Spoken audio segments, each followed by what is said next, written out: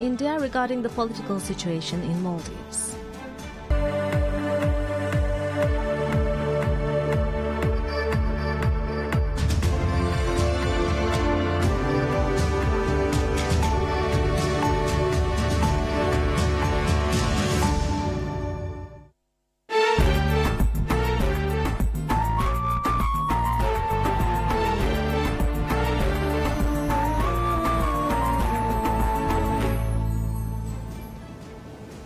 Bismillahirrahmanirrahim. Assalamu alaikum, I'm Nasma Abdul Muhsin and this is PSM News.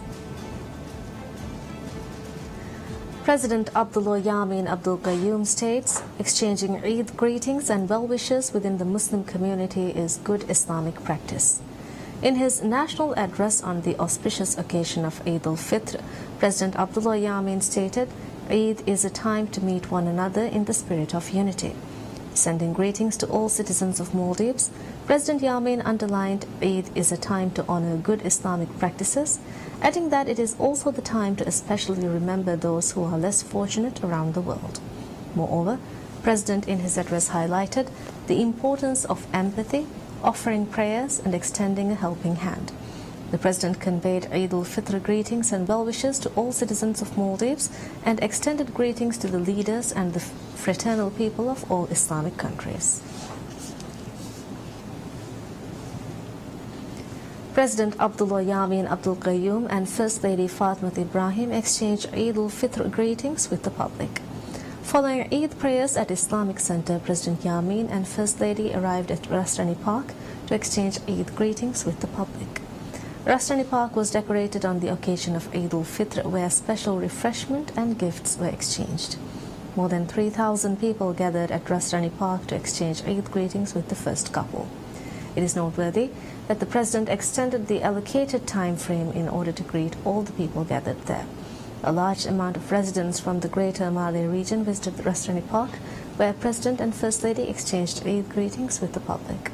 The President and First Lady greeted a large number of the public, including children, state officials, state dignitaries, diplomats and senior government officials.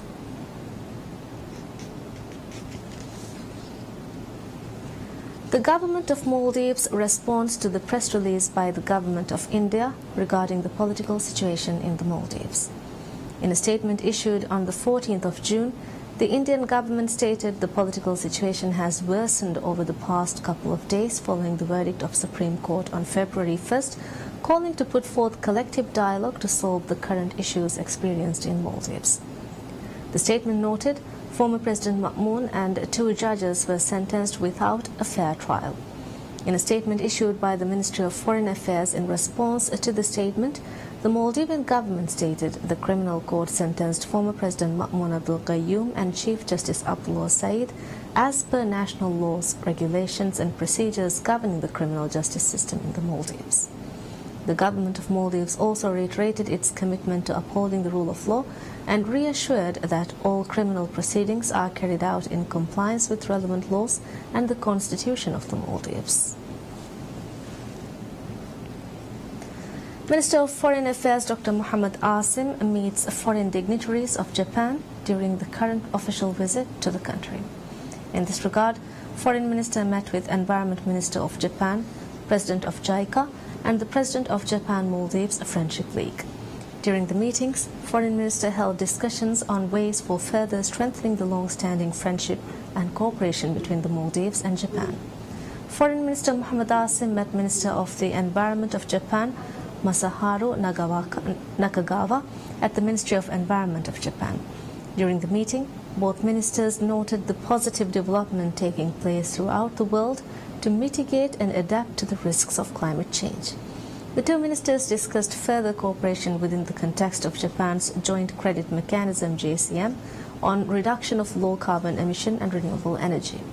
Moreover, Minister Asim thanked the government of Japan for the numerous assistance extended to the Maldives over the years to promote the clean energy in Maldives. Moreover, Foreign Minister Asim met with President of Japan International Cooperation Agency JICA, Shinichi Kitaoka, and the JICA headquarters in Tokyo. During the meeting, Minister Asim and President of JICA exchanged views on various programs steered by JICA in the Maldives and on future collaborations between Maldives and JICA.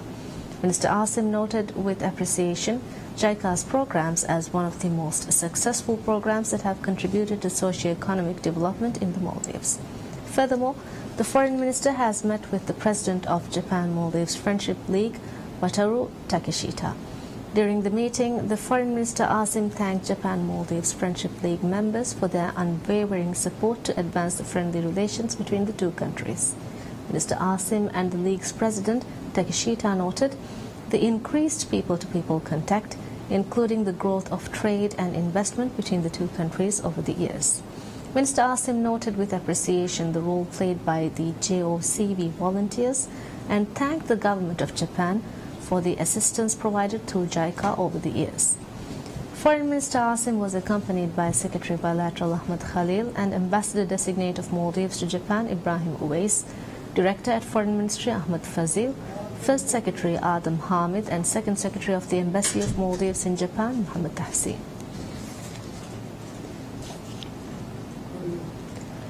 Ministry of Youth and Sports hands over projectors to 60 youth centers of Maldives as an Eid al-Fitr contribution. The ministry has handed out projectors to several islands of Maldives to watch the FIFA World Cup 2018 and also provided gym equipment to various youth centers. Speaking with PSM News, Youth Minister Irtisham Adam stated the ministry has provided 90% of equipment to a number of islands in order to implement the Youth Manifesto initiated by President Abdullah Yamin Abdul Qayyum. According to the minister, the government has initiated different projects in order to fulfill the dreams and hopes of youth.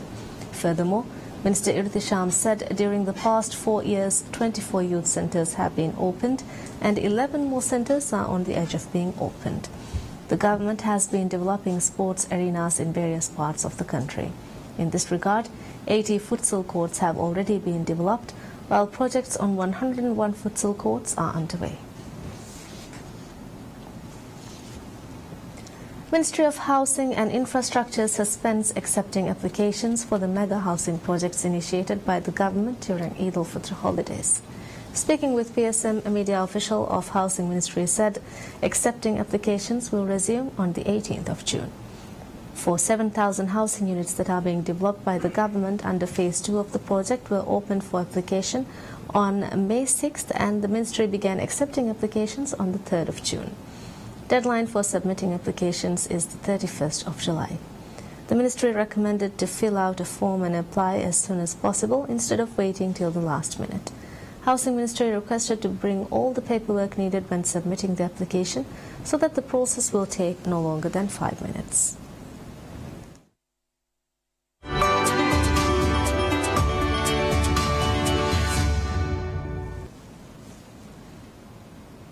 The new taxation authorities formed in various provinces and municipalities across China by merging the State Taxation Authority and the Local Taxation Authority officially opens.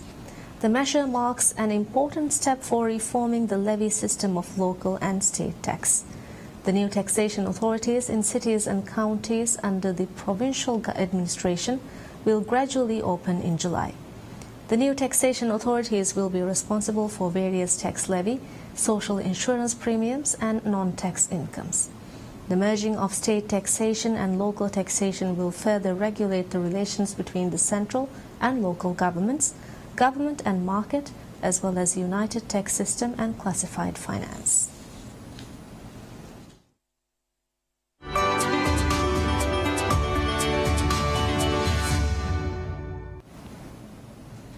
Hundreds of Yemenis attend Eid al-Fitr prayers at Sana's main mosque to mark the end of the holy month of Ramadan. The turnout for prayer was smaller than in previous years due to the increased hostilities and continuous airstrikes over the country. This is Yemen's fourth Eid celebration since the fighting began in 2015, when a Saudi-led Arab alliance intervened to restore the exiled government of Abd Mansur Hadi. Worshippers at Sana's main mosque said that despite the heavy fighting in different parts of the country, Eid celebrations still brought them joy and optimism. The mosque itself was built by former President Ali Abdullah Saleh and originally named in his honor. Following the Houthi Salih split, the mosque was renamed the People's Mosque.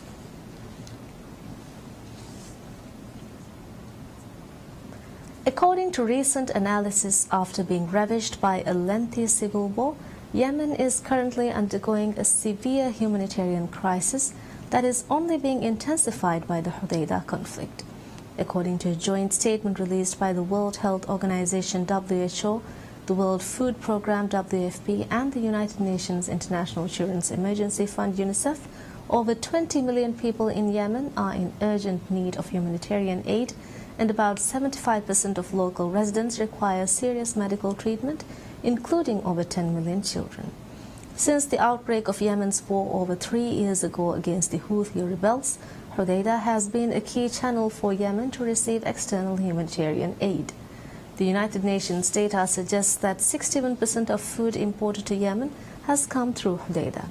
Among them, the wheat imported through Hodeidah accounted for nearly 75% of the total import amount of wheat in the country.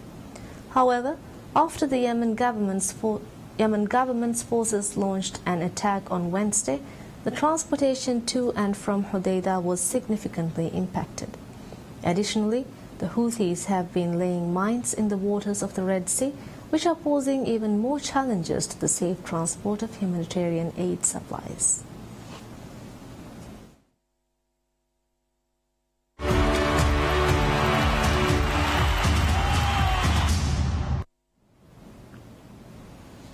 A young soccer player from Ghana has been practicing his skills on the beach of Samara as the Russian city prepares to host its first World Cup match on Sunday when Serbia meets Costa Rica. Bernard Eby, who currently lives in the United Arab Emirates, arrived in Samara 3 weeks ago. He hopes a headhunter will see him play as he visits different Russian cities during the World Cup, with his dream being to play professional soccer in Europe. The 22-year-old has been training on the beach, which stretches along the length of the city, every day since he arrived, and is convinced he will one day meet the players he looks up to in order to show them what he can do. Portugal's Cristiano Ronaldo, Argentina's Lionel Messi, and Brazilian pair Neymar Jr. and Marcelo are at the top of his wish list, just behind his self-described role model Sergio Ramos of Spain. Samara, one of 12 venues to stage World Cup matches this year, has been hit by a number of setbacks in recent months, but is now set to host 4 group stage matches, including Russia's showdown with Uruguay, a last 16 tie, and a quarter-final. Diana Ankudinova, a 15-year-old girl from a small town close to the regional capital, took pictures of an empty fan zone hours before going on stage and singing for fans from all over the world at the local opening ceremony.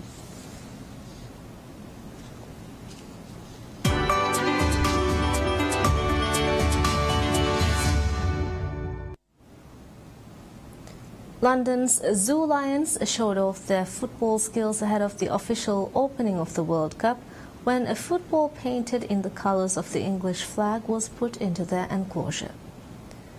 The 3 Asiatic lioness sisters, Heidi, Indy and Ruby, were introduced to their new toy, which had been covered in their favourite herbs and spices, including turmeric.